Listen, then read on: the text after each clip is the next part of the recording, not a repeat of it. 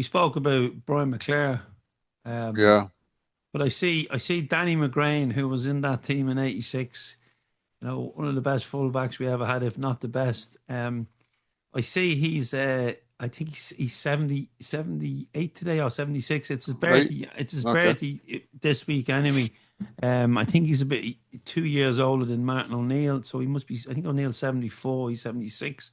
Right. Um, so you must have some fond memories of watching that man play. Oh, aye, definitely, man. Danny McGrain was one of my favourite players as a Wayne, so to speak. I just epitomised everything that was great about Celtic back then. Um, the only thing that was missing for his game was what our current fullbacks have got is goals. I think Danny only scored 2 or 3 goals in a Celtic jersey, but everything else, I mean, going forward, he was almost like a winger at times. No, he had a great delivery and stuff like that as well.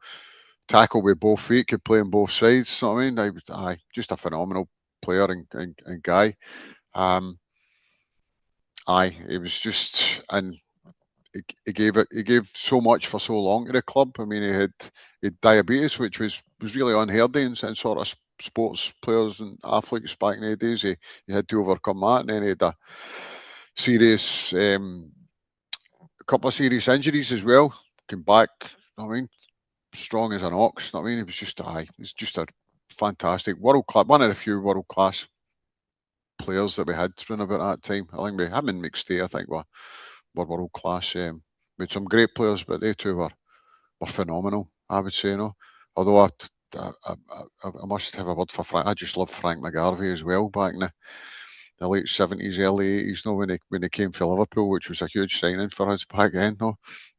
I just loved his never say die attitude and the fact that he just ran his heart out. He was just one of the players. But Danny McGrain was like, he just could run and run forever. And I seen him against Ajax, sort of getting.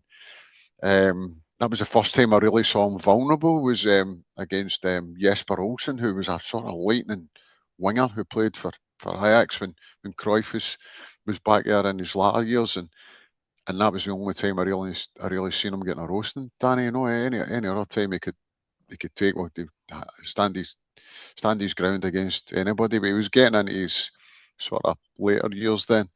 And Jesper Olsen was a little whippet. He was really really quick, and gave him a really tough time. And that was the only time I really seen him looking vulnerable defensively, But it didn't matter because we won over the two legs anyway, So Olsen went on to play with Manchester United after that. That's Funnily right, enough, yeah. aye. Danish international. Yes, Danish international. Aye. I Him, I done a Lerby, one Celtic of the AM as guest of the Irish Association at one of their dinners because they had a lot of Celtic players over for it, and they asked me would I go down and do something in the afternoon. mm, And I remember I forget all the players were there, but I know I was doing Jackie McNamara and Paddy McCourt together. But they asked could they go on before Danny McGrain right. because they said Danny, they wanted he was top billing. Mm-hmm. But they went missing when they were supposed to come up. So Danny came up and they arrived back into the room. And Danny, I think they went to get a drink.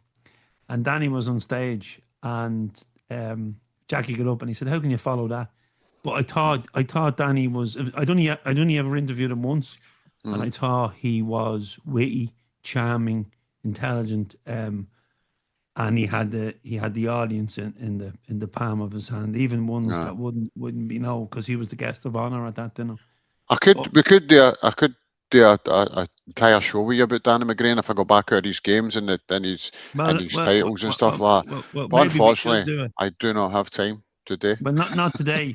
Just finish off on another story there. Frank McGarvey was a regular at Celtic AM. He done the Johnny Doyle special for us, but Frank Frank dropped McGarvey. myself and Henry in his walk van to Celtic Park one day after Celtic AM, Mm. and that was the most funniest trip I've ever had to Celtic Park. What a legend, what a lovely guy, and sadly missed by us all